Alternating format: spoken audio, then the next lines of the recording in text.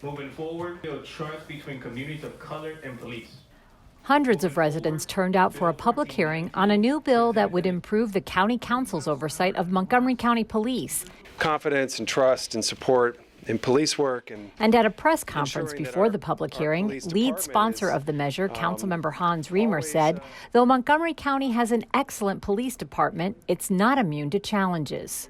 The very mission of police work and of public safety is at stake, and we need to reinvent policing in this new world that we're in, this world where problems that maybe in the past didn't come to light are coming to light, where communities that have had challenges for years in their interactions with the departments are now having a voice. And we need to figure out how police work is going to succeed in the world that we live in. In an effort to build trust in policing, this measure would develop a community partnership with the police to allow civilian participation in the formulation of department policy. The Policing Advisory Commission would examine the department's strategies, officer training and discipline, and the rules that officers are trained to follow. And I want to emphasize that, we have an amazing police department. We have a police department under the leadership at this moment of Chief Jones, and a police department that I know strives to make sure that they're out there in the community. And so the idea with this particular proposal is not to in any way, cast judgment on the quality of those fine young men and women who every day go out there and put their lives at risk to provide security and to provide safety for us. It is really to be proactive in how we promote and how we amplify this issue of community policing and community engagement. We would have meaningful community interaction and input with the ability to look into data that is disparate. I've talked about it many times. If you look at our police data for last year, for example, and you look at nearly half of the arrests were black people, and we represent 19% of the population here in the county.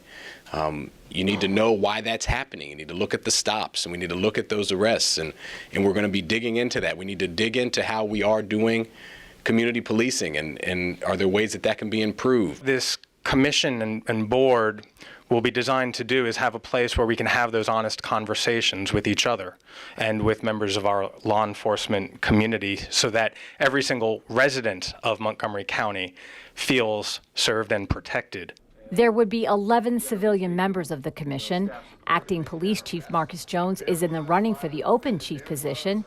He says by no means is the police department a perfect institution, but he believes a police advisory commission would assist both the department and the council. We expect the commission will provide an objective analysis and informed opinion on how the department can improve, as well as how others can help us in our mission. We all understand that public safety is not accomplished alone or in a vacuum. This commission could potentially allow the council to see the issues that stretch well beyond the reach of policing in the county. With that said, a goal of the department has always been to measure ourselves against other departments across the country. This commission will provide significant work in pursuit of that continuing goal. The commission's focus, research, and feedback not only makes sense, but it makes us better. The evening hearing came on the same day County State's Attorney John McCarthy announced charges had been filed against a county police officer for allegedly using excessive force. And it's a sad day when Marcus and I stand here having to charge a Montgomery County police officer. At the public hearing, it was clear feelings on this issue ran deep. Let's figure out together why the culture and system of policing in our county is not working for everyone. Maybe this bill can move us in that direction. This kind of community involvement is needed now more than ever to restore faith and confidence in the practice of policing in this county. People who are not experts in the field of professional policing should not be making decisions related to professional policing. For example, I have never had a background in the medical profession. It would be inappropriate and perhaps dangerous of me to be appointed to a panel which reviews and makes policy recommendations for doctors and surgeons. I urge you to create this commission and to fill it with people of color, with LGBTQ people, and with all of those whose safety is so precarious, especially in the hands of the police. The Civilian Police Advisory Commission bill will now move to the Public Safety Committee for discussion, with a vote on the measure scheduled for later this fall.